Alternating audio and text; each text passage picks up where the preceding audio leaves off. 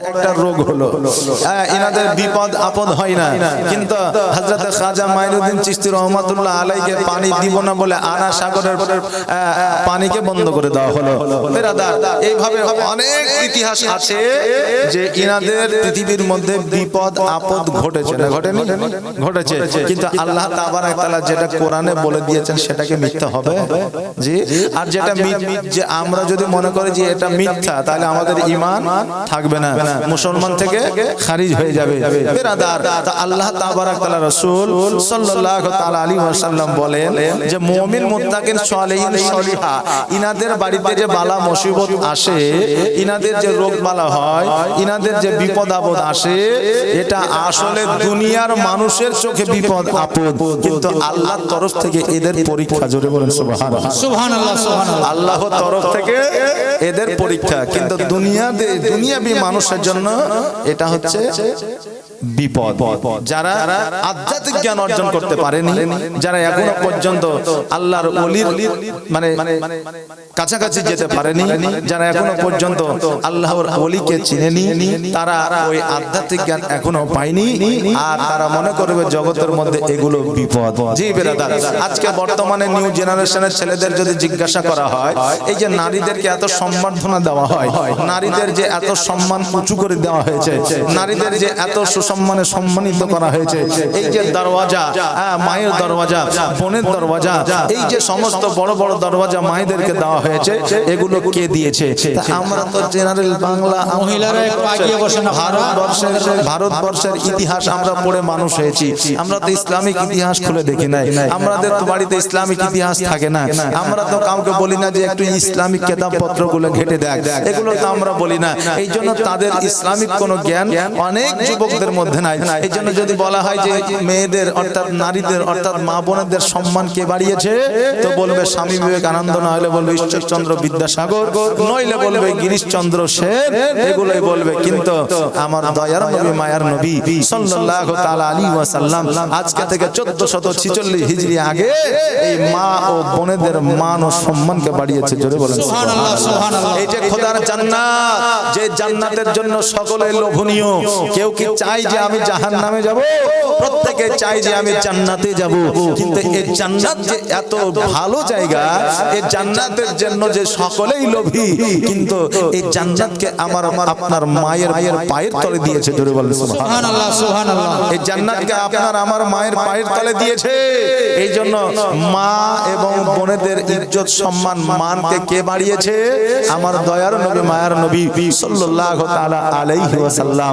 আজকে বেরাদার, আজকে আমরা যখন মসজিদে যাই নামাজ পড়তে, তখন আমরা নামাজের সব পেয়ে যাই, যখন আমরা মসজিদে যাই না আমরা নামাজের সব পাই না।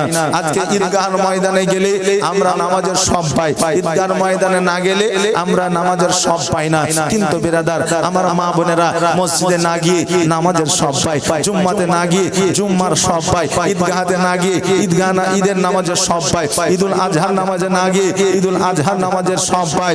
এগুলো তো পায়ে একজন সন্তান যখন মায়ের গর্ভে থেকে যখন পৃথিবীর মধ্যে ভূমিষ্ঠ হয়, 40 দিন যে আমার মা বোনেরা নাপাক অবস্থায় থাকে, ওই 40 দিনের যে ইবাদতের সমতুল্য নেকি, ওই সমস্ত নেকিগুলো একজন মা পেয়ে থাকে। জোরে বলেন সুবহানাল্লাহ, সুবহানাল্লাহ। আজকে আমার মা বোনেরা যে এই দেখেন মাসের মধ্যে 5 দিন, কেউ 3 দিন, কেউ 7 দিন, কেউ 10 দিন পর্যন্ত নাপাকে অবস্থায় থাকে। আজকে এই মা বোনেরাও আপনার এই অবস্থাতে নামাজ পড়তে পারে না, কিন্তু 5 ওয়াক্তের যে নামাজের সব, এই সবটা আমার মা বোনেদের নেকির খাতায় লিপিবদ্ধ করে। জোরে বলেন সুবহানাল্লাহ। তাহলে বেরাদার মিল্লাত ইসলামিয়া জগতের মধ্যে আমার মা বোনেদের দরওয়াজা আমার দয়ার নবী মায়ার নবী সাল্লাল্লাহু আলাইহি সাল্লাম উঁচু করেছেন, কিন্তু বেশিরভাগ মা বোনেরা জাহান্নামী হবে। জি, বেশিরভাগই মা বোনেরা জাহান্নামী হবে। মাইক কিন্তু এখনো ঠিক হয়নি, ওই জন্য আমি বকছি, বুঝলেন না? নাহলে এত সুর ধরে নিতাম। এই আনসার ভাই একটু বলে দেন না। জি জি জি জি সুবহানাল্লাহ, জি জাযাকাল্লাহ। এই দেখেন তো এই মা বোনেরা কিসের জন্য বেশি জাহান্নামী হবে? আমার দয়ার নবী মায়ের নবী সাল্লাল্লাহু তাআলা আলাইহি ওয়াসাল্লাম বললেন যে এই আমার মা বোনেরা তিনটা কারণে বেশি জাহান্নামী হবে। জোরে বলেন সুবহানাল্লাহ। সুবহানাল্লাহ সুবহানাল্লাহ। কয়টা কারণে? তিনটা কারণে মা বোনেরা বেশি জাহান্নামী হবে। আমার দয়ার নবী মায়ের নবী সাল্লাল্লাহু তাআলা আলাইহি ওয়াসাল্লাম যখন মেরাজে গিয়েছিলেন, মেরাজের রাত্রি থেকে যখন জগতের মধ্যে আসলেন, জগতের মধ্যে আসার পরে সাহাবায়ে কেরামগণ বললেন, হুজুর গো আপনি মেরাজে গিয়েছিলেন, ঊর্ধ্বগমনে গিয়েছিলেন, জান্নাত দেখেছিলেন, জাহান্নাম দেখেছেন, ফুলসুরাত দেখেছেন, মিজান দেখেছেন, হাউজে কাউসার দেখেছেন, নবী গো জান্নাতে বেশি লোক ছিল না, জাহান্নামে বেশি ছিল। আমার নবীজি বললেন, শোনো রে সাহাবীরা, জাহান্নামে বেশি ছিল, তবে শোনো জাহান্নামের মধ্যে পুরুষের চাইতে নারীরা বেশি ছিল। জোরে বলেন সুবহানাল্লাহ। আমার নবীজির সাহাবীরা বললেন, ইয়া রাসূলুল্লাহ, ইয়া হাবিবাল্লাহ, নবী গো আচ্ছা মায়েরা জগতের মধ্যে বেশি বেশি করে ইবাদত করে, নামাজ পড়ে বেশি, রোজা করে বেশি, আমার মা বোনেরা বেশি বেশি ইবাদত বান্দেগিতে মশগুল হয়ে থাকে। বেরাদার আজকে শবে বরাতে রোজা আসলে আমার মা বোনেরা রোজা রাখে, আজকে ঈদুল আজহা কুরবানি রোজা রাখলে আমার মা বোনেরা রোজা রাখে। আজকে জগতের মধ্যে কোনো বালা মুসিবত চলে আসলে আমার মা বোনেরা রোজা রাখে, নফল ইবাদত করে। আমার মা বোনেরা যখন বেশি আল্লাহর ইবাদত করে, আমার মা বোনেরা জাহান্নামী কেন বেশি হবে? আমার নবীজি বললেন তিনটা কারণে মা বোনেরা বেশি জাহান্নামী হবে। এক নম্বর হলো তারা স্বামীর কথা মানবে না, স্বামীর প্রতি তারা জুলুম করবে, গালি গালাজ করবে। দুই নম্বর হলো মা বোনেরা বেশি গীবতকারী হবে, একে অপরের কাছে গীবত করে বেড়াবে। আর তিন নম্বর হলো এরা বেপরদায় ঘুরবে। জোরে বলেন সুবহানাল্লাহ। এই তিনটা কারণে আমার মা বোনেরা জাহান্নামী হবে। আজকে জগতের মধ্যে চলাফেরাই দেখবে আমার মা বোনেদের মধ্যে এই গুণাবলী বর্তমানে পাওয়া যায় না? পাওয়া যায় না? যে পাওয়া যায়।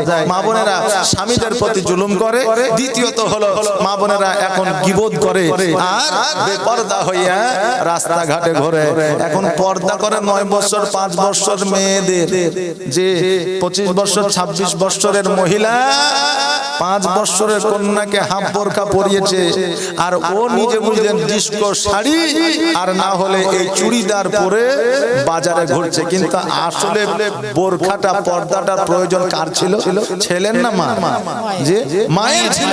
কিন্তু মায়ের নিজে না পরিয়া যার দরকার ছিল না তাকে পরিয়েছে। বেরাদার এই বেপরদায় ঘোরার কারণে অনেক নারী ইবাদত আপনার আল্লাহর দরবারে কবুল হবে না। জোরে বলেন সুবহানাল্লাহ। অনেক নারীর ইবাদত আল্লাহর দরবারে কবুল হবে না। এই জন্য আমার মা বোনদের বলবো, মারে এই তিনটা জিনিস থেকে বিরত থাকিও, বেঁচে থাকিও। এক নম্বর হলো স্বামীর প্রতি জুলুম করা থেকে বেঁচে থাকিও। দ্বিতীয় নম্বর হলো আজকে বেপরদা থেকে বেঁচে থাকিও, পর্দা করিও। আর তৃতীয় নম্বর হলো গীবত করা বন্ধ করিও। যে আজকে দোকানে দেখবেন সিসিটিভি ক্যামেরা লাগানো থাকে, আজকে শোরুমে দেখবেন সিসিটিভি ক্যামেরা লাগানো থাকে, কিন্তু গ্রামে সিসিটিভি ক্যামেরা না থাকলেও যে এই সিসিটিভি ক্যামেরা কিছু আছে যে আপনার বাড়ির খবর আপনি কাউকে না বললেও পাশের বাড়িতে জানতে পারেন। জি, না বললেও জানতে পারে। একবার আল্লাহুম্মা সাল্লি আলা